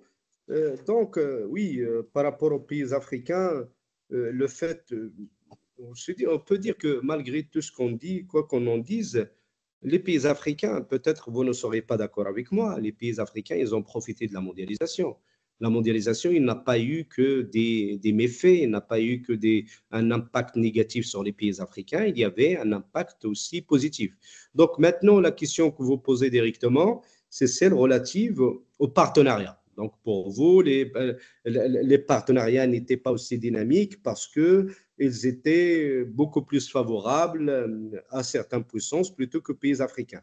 Ce que j'ai envie de dire ici, c'est pour ça, d'où l'importance du paradigme que nous défendons, celui de la coopération afro-africaine comme ressource stabilisatrice, c'est-à-dire nous sommes dans un contexte qui change de tout au tout. Certes, nous avons dépeint ici un contexte un peu trouble, VUCA, c'est-à-dire ambigu, incertain, volatile, complexe, mais toujours est-il qu'il y a des fenêtres d'opportunité qui s'ouvrent pour les pays africains. Parce que qui dit diversification des partenaires, qui dit relâchement des conditionnalités, des possibilités pour les pays africains de renégocier leurs conditions de développement. La question structurelle qui mérite d'être posée est de savoir est-ce que les pays africains ont des stratégies de développement. Et là, on voit, moi je l'ai dit ici, et je l'ai dit à plusieurs reprises, qu'à partir des années 2000, beaucoup de pays africains se sont dotés de stratégies de développement.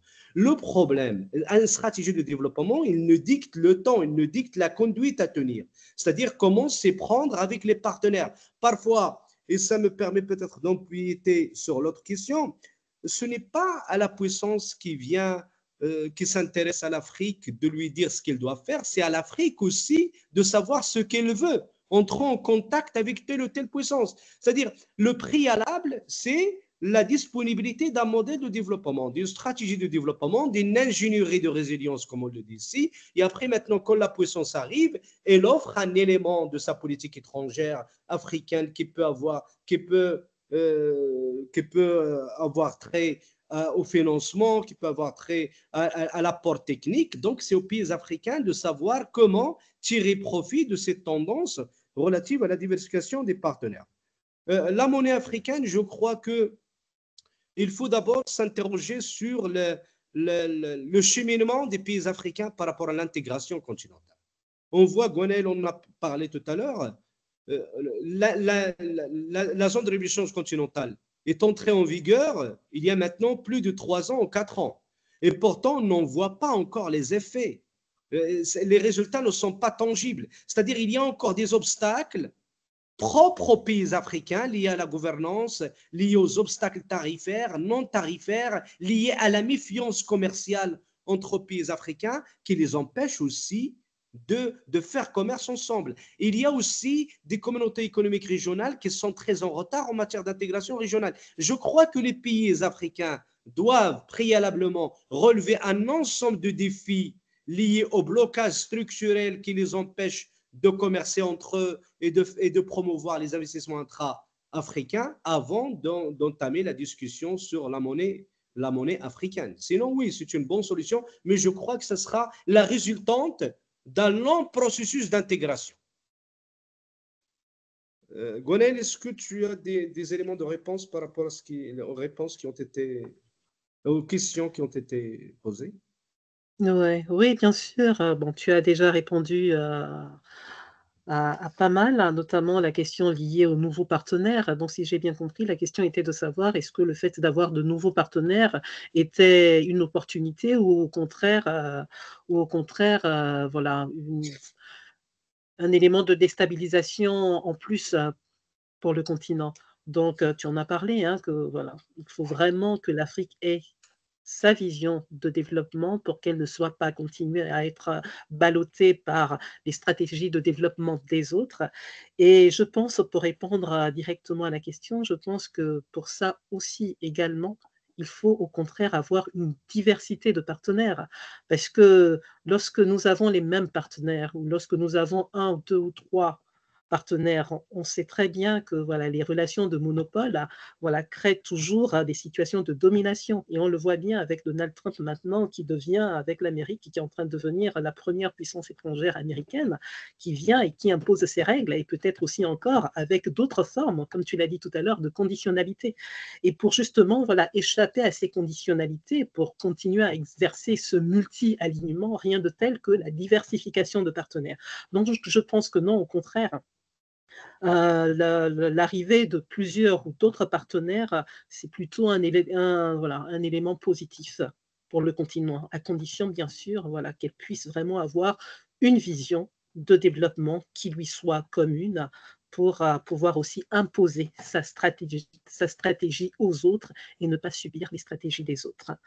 Ensuite, on a parlé donc des institutions régionales, hein, donc des CER, qui n'avaient pas tellement la maîtrise, qui ne jouaient pas tellement leur rôle. Donc, tu en as aussi parlé, Mohamed. Il est vrai que voilà, on est dans une stratégie d'intégration et rien de tel déjà que les communautés économiques régionales qui sont là sur place pour justement commencer déjà à aller vers cette étape. Mais il est vrai aussi qu'à l'épreuve des faits, il est vrai que ces CER montrent certaines limites. On le voit bien d'ailleurs, il y a certains pays, on voit actuellement le Tchad qui fait partie de la communauté économique régionale de l'Afrique centrale et qui souhaite adhérer à celle de l'Afrique de l'Ouest. Donc on voit bien que dans la manière dont elle a été pensée au départ, on voit bien qu'il y a des limites face aux faits. Et face aussi à la nouvelle vision stratégique aussi de l'Afrique par rapport à l'intégration continentale. Et comme on l'a dit tout à l'heure, on peut très bien penser à de nouvelles formes. C'est le cas de l'initiative marocaine, dont on a parlé aussi tout à l'heure, des pays riverains de l'Atlantique, parce que face aux défis actuels, je pense que voilà, on peut penser à de nouvelles formes ou comment renforcer les CER actuels ou penser à de nouvelles formes de CER pour justement voilà, arriver à notre stratégie de développement. Donc, je suis d'accord, il y a des limites, on peut penser à d'autres approches. Ensuite, la question concernant la monnaie unique. Donc, je l'ai dit tout à l'heure, hein, que l'Afrique a des marges de manœuvre un tout petit peu limitées dans la mise en place de ses politiques de développement parce qu'elle n'a pas tellement les manettes, en tout cas plusieurs pays, elle n'a pas tellement les manettes face à la politique monétaire ou même face à la politique budgétaire. Et donc, c'est vrai qu'avoir une monnaie, déjà sa propre monnaie, où elle pourra vraiment être aux manettes et mettre en place une politique monétaire active serait déjà voilà, une réelle progression.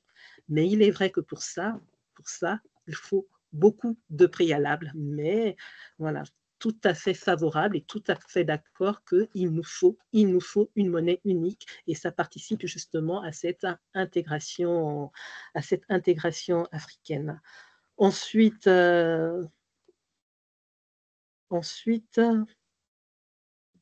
on a posé la question, ah oui, il y a une personne qui a demandé voilà, pourquoi l'Afrique ne joue pas son droit à la réciprocité si il y a un pays qui fait des restrictions voilà, ou qui mène des sanctions vers les pays du continent. Voilà, on peut user de la réciprocité et faire la même chose. Je suis tout à fait d'accord et c'est pour ça qu'il faudrait qu'on en arrive à là. Il faudrait qu'on arrive à avoir les moyens justement voilà, d'user de cette réciprocité. Bon, le problème, c'est qu'actuellement, on l'a vu un tout petit peu avant, le continent fait face à de multiples urgences, à de multiples crises, elle a besoin de financement. Et donc, exercer un droit de réciprocité, il faut justement pouvoir avoir les moyens de le faire. Et c'est justement dans le cadre de l'intégration africaine, dans le cadre d'un nouveau narratif africain, dans le cadre de cette renaissance africaine que l'on pourra justement voilà, arriver à des situations comme cela et il faudrait que cela soit le cas. Je pense que j'ai répondu à toutes les questions. Oh, oui. Ok, merci Gwenaëlle. Donc, il y a une autre question qui m'a été posée là cette fois-ci. Dans quelle mesure la mutualisation des ressources entre pays africains pourrait-elle constituer une réponse stratégique aux tensions géopolitiques actuelles et renforcer le pouvoir de négociation du continent? Je crois que c'est la question qu'on va traiter, qu'on traitera lors de la célébration de l'Africa Day. Donc, ouais, Mais parce si que c'est une question. on peut déjà, on peut déjà donner quelques éléments. C'est une question très intéressante. Comme je le disais tout à l'heure, je travaille sur ce nouveau paradigme de coopération afro-africaine et je crois que ce paradigme monte en puissance. Ce paradigme commence à se décliner sur le terrain. Nous parlons d'initiatives, on peut parler de gazoduc, on peut parler de la coopération naissante parce que le Sénégal et la Mauritanie, ils ont toujours été proches, mais maintenant qu'ils ont découvert ensemble le gaz, ils ont décidé de mutualiser leurs efforts pour exploiter communément cette ressource stratégique. Mais je crois que entre le Sénégal et la Mauritanie, il n'y a pas que le gaz qui va les associer. Je crois que le gaz, ça va être le déclic d'une coopération qui va être de plus en plus fructueuse. Donc la mutualisation, moi j'ai déjà parlé de la mutualisation. La mutualisation, c'est quoi? Derrière la mutualisation, il y a l'aspect lié aux infrastructures. Quand on mutualise des infrastructures par rapport à la construction des corridors, par rapport à une logique de désenclavement, par rapport à la valorisation des ressources, la mise en complémentarité des ressources, là, nous créons une économie d'échelle. En créant une économie d'échelle, ça attire de plus en plus d'investissements. Ça, c'est le premier élément. Derrière la mutualisation, il y a aussi le partage d'expériences. Et quand les pays africains avec des niveaux de développement différents, mettent en place des politiques publiques et qu'ils arrivent à partager leur expérience par rapport à ces politiques publiques, ça ne fait deux sortes d'économies. Une économie de temps et une économie d'argent. Parce que souvenez-vous que l'élaboration des politiques publiques est énergivore. Et chronophage, énergivore et ainsi de suite, budgétivore, j'ai envie de dire. Donc, troisième élément, c'est que si le paradigme de coopération afro-africaine d'abord monte en puissance, donc il ne faut pas le considérer comme étant par opposition. Le paradigme de coopération afro-africaine, la coopération entre pays et de continents ne se fait pas et ne se fera pas au détriment, c'est-à-dire des autres partenaires, des partenaires classiques. C'est une coopération qui permet aux pays africains de relever collectivement leurs défis par le biais d'une ingénierie d'intelligence collective qui leur permet aussi de mettre en place des projets communs par rapport à la transformation des ressources, la valorisation. Gwenaël soulignait tout à l'heure le problème de chômage des jeunes. Pour relever le problème, le défi de chômage des jeunes, il faudrait mettre en place des chaînes de valeur. Cette économie de mutualisation, ce paradigme de coopération afro-africaine est à même de permettre l'émergence des chaînes de valeur africaines. Donc, et d'où l'importance de la formation, d'où l'importance c'est-à-dire de revoir le management de ce projet, parce qu'on ne peut pas continuer sur le style classique de management pour prétendre gérer ce genre relever ce genre de défi. Dernier élément, donc une Afrique qui arrive à parler, à transformer à l'unisson ses ressources. Une Afrique qui arrive à amorcer des projets de développement collectif par le biais de l'intelligence collective. Une Afrique qui arrive à trouver des éléments de réponse africains aux problèmes africains. Tout ça, c'est important. Ça participe au renforcement de sa résilience. Et donc, même son contact avec le monde changera de tout au tout. C'est-à-dire l'Afrique, on dit, grâce au paradigme de coopération afro-africaine, l'Afrique pourrait devenir mondialisatrice, surtout dans ce moment où la gouvernance mondiale traverse une crise. Donc, nous sommes en plein réinvention de la gouvernance mondiale. Et que ce soit les pays développés, les pays en voie de développement, les pays occidentaux, les pays asiatiques, ils sont tous d'accord pour que l'Afrique y voit au chapitre dans cette nouvelle gouvernance mondiale en gestation. Donc, c'est-à-dire il y a un continuum. Le renforcement de la coopération afro-africaine est à même de permettre aux pays de continent de peser davantage au niveau de la gouvernance mondiale. Donc, voilà ce que j'avais à dire. Sinon, c'est une question que l'on pourrait traiter largement lors de la célébration de l'Africa Day. Je vais voir s'il y a d'autres questions. Donc là, est-ce que c'est une question? La situation actuelle au Sahel est le résultat d'une combinaison complexe de facteurs historiques, politiques et sécuritaires. L'intervention militaire. Donc, c'est un commentaire sur le Sahel, oui, on est tout à fait d'accord. Il nous faut un modèle de développement inclusif par État et intégré d'une manière régionale avant d'évoquer cela à l'échelle africaine. Et le modèle doit passer par une redéfinition des concepts socioculturels vis-à-vis du travail et de la production de richesses. Oui, mais là, quand on voit la démarche d'intégration continentale, il avait commencé d'une manière étapiste, parce que c'était ça l'objectif de l'intégration africaine. Au début, donc, il fallait, c'est-à-dire les chefs d'État, par rapport à l'accord d'Abuja, ils avaient convenu de faire l'intégration africaine par le biais des régions, par le biais de ce qu'on appelle les communautés économiques régionales. Mais maintenant, on voit aussi qu'il y a un autre processus amorcé par l'Union africaine, un autre processus d'intégration qui surplombe parfois les communautés économiques régionales. Ce processus, et l'on est à la phase de mise en place de l'accord de libre-échange continental. C'est-à-dire là, l'idée, ce n'est pas de faire en sorte qu'il y ait d'abord une intégration régionale avant qu'il ne soit continental. Non, je crois que tout à l'heure, je parlais de la réforme portée par la Commission Kagame. Maintenant, faire en sorte parce que la concrétisation des objectifs de l'agenda 2063 de l'Union africaine requiert la conjugaison des efforts entre les États et les communautés économiques régionales. Et nous avons affaire à un modèle de développement continental qui nécessite l'intervention des communautés économiques régionales, surtout que la réforme de la Commission Kagame insiste sur l'importance des communautés économiques régionales dans la concrétisation des objectifs de l'Union africaine. Donc, je crois que nous sommes pas pleinement dans la réflexion sur c'est-à-dire l'intégration continentale et pas seulement l'intégration régionale. Et toujours est-il que les communautés économiques régionales continuent et joueront un rôle important dans le renforcement de l'intégration continentale. Je ne sais pas, Gonel, si tu as un commentaire par rapport à ça, je lis en même temps. Oui, ben, par rapport à ça, écoute, je suis d'accord, je suis d'accord avec toi. Et peut-être dire un petit mot sur l'économie de mutualisation également. Donc, je voulais dire que tu en as très bien parlé, hein. Peut-être un exemple là, bien pour illustrer ça. Bon, il faut dire que moi, je viens d'un pays, le Gabon, avec seulement 2 millions d'habitants. Donc, 2 millions d'habitants, vous voyez bien que pour les investisseurs qui souhaitent investir au Gabon, c'est quand même, ce n'est pas très incitatif. Ce n'est pas très incitatif parce que voilà, on a un petit marché avec très peu de consommateurs. Tandis que, au contraire, si nous sommes dans cette économie de mutualisation, on augmente énormément donc la part de marché, donc ce qui permet des économies de l'échelle et ce qui devient intéressant pour les investisseurs. Et on voit très bien qu'avec les défis qui attendent le continent, chaque pays ne peut pas se permettre de construire son usine de ciment, sa centrale électrique. On voit bien que ce n'est pas possible. Donc, au contraire, il faut justement cette intelligence économique et collective et justement penser à cette économie de mutualisation, je pense, qui sera vraiment pertinente pour le continent. Concernant les CER, je suis d'accord avec toi, hein, vraiment,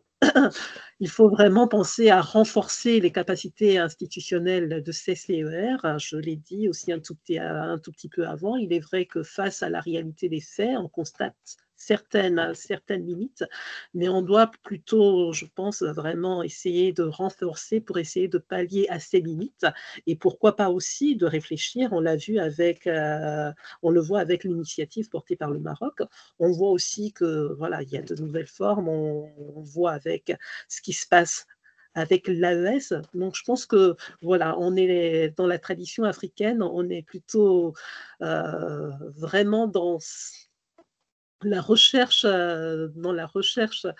de problèmes, donc là, dans la recherche, pardon, de solutions. Et donc, voilà, je pense que je suis comme Mamed, je pense qu'il ne faut pas, et on ne peut pas, supprimer et mettre de côté les CER. C'est vraiment une étape indispensable à cette intégration et qu'il faut au contraire penser voilà, au mécanisme de son renforcement, tout en pensant aussi à d'autres formes qui peuvent apparaître et qui peuvent être tout aussi, voire même plus pertinentes.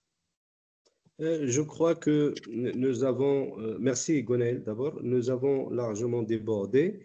Je pense, si les organisateurs peuvent nous faire un retour, si on doit s'arrêter incessamment, ou bien on continue peut-être à répondre à 2 ou 3 questions. Prière de nous préciser, est-ce que c'est bon, il faut terminer ou bien on peut s'accorder encore peut-être 10 minutes. Je vois une autre question. Merci pour la pertinence des interventions. Ma question est par rapport à ces crises qui sont devenues la règle et non l'exception en Afrique. Peut-on tirer de notre génie africain de résilience socio-économique et écologique l'annonce de l'échec de discours développementistes où le discours de la résilience prend le relais? Là, je pense que oui, quand nous parlons de la coopération afro-africaine, Gonel parlait tout à l'heure de l'importance aussi de tirer des enseignements de la culture africaine, d'appuyer davantage sur la culture africaine par rapport au mode de management, par rapport à la résolution des crises et ainsi de suite. Mais je dirais tout simplement que quand nous parlons de paradigme de la coopération afro-africaine, et toujours est-il qu'il ne faut pas considérer le discours des Africains qui vise à renforcer l'intégration continentale comme étant par opposition, c'est-à-dire aux autres pays, aux autres puissances, ainsi de suite. Non, c'est étant donné le contexte, étant donné la situation actuelle, les pays africains sont invités aussi à puiser dans leur génie local parce qu'il y a beaucoup de ressources humaines en Afrique, il y a beaucoup de talents. Et donc, les pays africains sont invités aussi à valoriser ces talents pour trouver des éléments de réponse africains, c'est-à-dire aux problèmes africains. Donc, voilà. Donc, est-ce qu'il s'agit de l'échec de discours développementistes? On ne peut pas parler de l'échec, mais on peut parler de la fin de, peut-être la fin de concept de développement. Parce que le concept de développement, Gwenaëlle était la vraie spécialiste, le concept de développement était né dans un contexte de fin de Deuxième Guerre mondiale et de rivalité idéologique contre puissance. Il y avait des modèles qui s'affrontaient et l'Afrique était devenue le champ de bataille de cette confrontation entre les modèles. Et donc, on a inventé le concept de développement qui renvoyait un écart existant entre le Nord développé, le Sud en voie de développement, et ainsi de suite. Et après, nous avons préconisé un ensemble de politiques, de théories, et ainsi de suite. Quand nous observons le monde, surtout à partir des années 2000, on voit l'émergence de nouvelles puissances qui ont emprunté d'autres chemins de développement et on voit aussi des tendances de désindustrialisation dans certains pays développés. Tout ça, c'est pour dire que les réalités de développement ont changé de tout. Et donc, peut-être il est temps de remplacer ce concept par un autre. À la limite, on peut continuer à utiliser le concept de développement, mais tout en étant conscient du fait que les pratiques auxquelles le concept de développement renvoyé n'existe plus, parce que c'est une remise en cause des pratiques, des réalités, et ainsi de suite. À la limite, on pourrait remplacer, lors de la célébration de l'Africa Day avec l'association AVEX l'année dernière, on avait opté pour le concept de prospérité qui serait à même de remplacer celui de développement.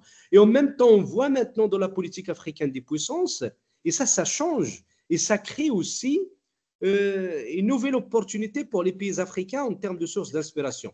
Que ce soit la France, que ce soit l'Allemagne, que ce soit les États-Unis d'Amérique, la Chine, la Corée du Sud, quand ils entrent en contact avec les pays africains, ce n'est pas pour leur imposer un quelque modèle, c'est pour leur dire, nous avons un modèle qui pourrait vous inspirer, donc en fonction de vos priorités. Donc, c'est aux pays africains d'avoir leur modèle de prospérité. Une fois qu'ils auront leur modèle de prospérité, ce modèle de prospérité va entrer en interaction avec d'autres modèles. Oui, et l'enjeu maintenant, et la réflexion sur le développement qui a prévalu auparavant, il privilégiait l'aspect technique et l'aspect relatif à l'efficacité, à la gouvernance. Il y avait un aspect qui était extraordinairement ignoré, c'était celui de la résilience. Donc, je suis tout à fait d'accord avec vous. Il faudra maintenant enrichir les pratiques de prospérité ou de développement, on peut utiliser le terme que nous voulons, par des impératifs liés à la résilience. C'est pour ça, tout à l'heure, je parlais de l'importance au niveau des cursus universitaires, au niveau des masters. Il faut, c'est-à-dire investir dans l'émergence d'une nouvelle génération de formation dédiée à l'ingénierie de la résilience. Oui, bon, Mohamed, je pense que tu as largement répondu, hein, pour revenir très, très rapidement donc, sur la question posée par rapport à par rapport à la... Alors, la première question, c'était sur... Mohamed, les questions sont écrites. La première question, Oui, c'était oui, sur... oui, d'accord. Est-ce que, il y a une autre question, est-ce qu'avec la suspension, c'est-à-dire entre Les le questions d'avant, Israël, peut-être d'abord. oui, oui, la question à laquelle j'ai répondu. Merci pour la C'était sur le personne. panafricanisme, c'est ça? Peut-on tirer de notre génie africain de résilience socio-économique et écologique l'annonce de l'échec du discours développementiste, où le discours de la résilience prend le relais? D'accord. Et celle d'avant, c'était sur... Oui, et il nous faut un modèle de développement inclusif par État et intégré d'une manière régionale avant d'évoquer cela à l'échelle africaine. Une autre question, je vais voir s'il y a... Donc, il y a beaucoup de questions qui sont pertinentes. La Renaissance africaine ne peut se concevoir sans une redécouverte profonde de notre identité et une valorisation de notre langue nationale, pilier essentiel de notre émancipation. C'est juste une remarque. Question. Ne pensez-vous pas que la notion d'État même est un problème dans l'esprit des Africains que nous sommes? Voilà. Donc, il y a beaucoup de questions. Gwenaël, tu peux prendre celle à laquelle tu veux répondre et après, on va clôturer D'accord. parce que les Très organisateurs, ils me bien. demandent Ok. Bon, la plupart des questions convergent un peu, hein. C'est justement cette interrogation autour et cette demande forte est tout à fait légitime. Et d'ailleurs, c'est ce qu'il faudrait sur vraiment une renaissance qui soit réellement africaine et qui tire vraiment ses racines sur nos valeurs. Concernant, il m'a semblé aussi en écouter une question sur le panafricanisme. Et donc, moi, je suis tout à fait d'accord. Donc, notre renaissance, la renaissance africaine doit tirer ses sources du panafricanisme, mais comme tu l'as aussi un peu dit tout à l'heure, mais un panafricanisme qui soit vraiment un panafricanisme de développement et pas seulement de dénonciation. On le voit bien, on est dans un monde où euh, les rivalités s'exacerbent, c'est la course au développement. Donc, il nous faut véritablement voilà, cette intégration, mais cette intégration de développement. Certes, l'histoire, elle est importante, bien sûr, elle est importante pour notre génie créatif et pour tirer justement voilà, ces ressorts, hein, ces ressorts de développement de notre histoire. Mais, et c'est vrai, l'histoire, elle a été aussi cruelle. Donc, tout ceci est vrai, mais il nous faut vraiment nous développer. Il nous faut vraiment être forts. Et pour ça, rien de tel que voilà, le panafricanisme, mais le panafricanisme de développement qui tire ses ressorts d'une économie de mutualisation, qui tire ses ressorts de notre génie local, de nos valeurs, à travers voilà, les principes, comme on l'a dit tout à l'heure, plutôt de coopération et non pas de conflit. Toutes ces valeurs qui nous ont été imposées et que l'on voit maintenant qui ne sont pas les nôtres. D'ailleurs, en parlant de ça, il y a Joseph Kizerbo, grand penseur africain, qui disait que c'est à chaque génération de construire ses propres pyramides. Et donc, vu les défis énormes auxquels nous sommes confrontés. Hein. Donc, je pense qu'il n'y a rien de tel, il n'y a pas de raison. C'est le moment, c'est maintenant qu'il nous faut construire une alternative. Nous avons le potentiel pour une vraie renaissance africaine. Oui, Mohamed. Merci Gwenaël pour cette belle conclusion. Donc, au terme de ce webinaire, je remercie d'abord Gwenaël pour sa participation active. Je remercie aussi tous les participants pour leurs questions pertinentes et enrichissantes. Donc, au terme de ce webinaire, l'ESSELSCA Business School Rabat vous remercie d'avoir participé à notre webinaire qui s'inscrit bien évidemment dans le cadre de notre programme Master Executive Management Stratégique des organisations. Merci à vous toutes et tous et très bonne soirée, bon week-end. Merci à tous.